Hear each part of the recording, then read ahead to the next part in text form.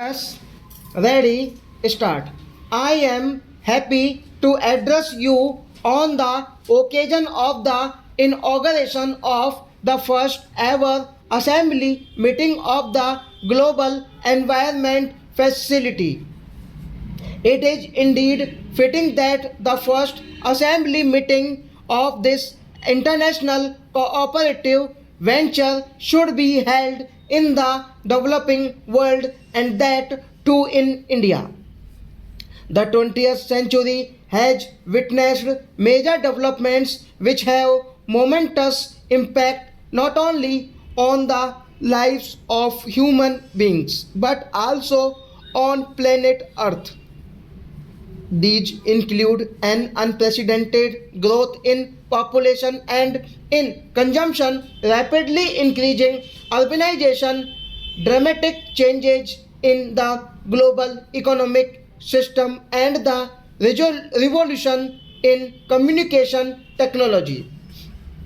As we are poised on the threshold of the third millennium, we have become increasingly aware that the process of development, including industrialization and economic growth, have come at a huge cost to society, to the environment, and to our future.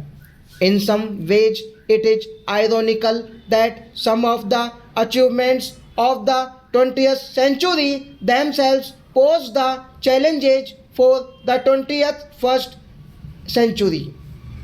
With almost 6 billion people inhabiting this earth and the global GDP approaching $20 trillion, the pace of human and economic activity is putting pressure on global life support systems. With we witness the depletion of non-renewable natural resources, the continued destruction of life sustaining forests, and illegal international trade in protected species of flora and fauna.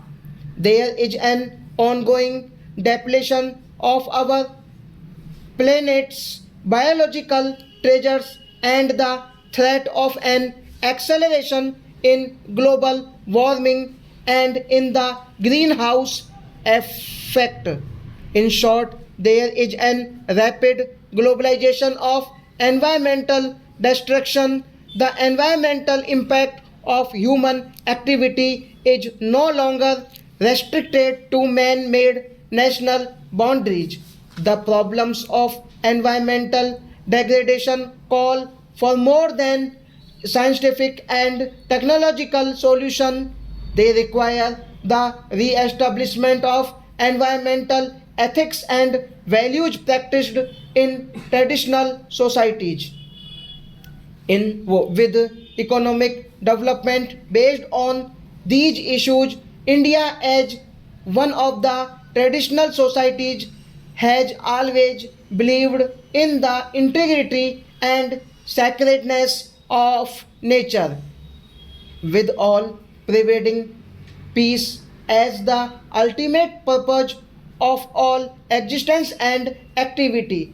The age old philosophy of coexistence is not one merely for coexistence of human beings, but it is in fact a basic premise of all living beings and of harmony within the cosmos. The balance of nature has to be restored, even as we have to ensure complementary and coexistence of different life forms between plants and animals and between nature and man. Stop.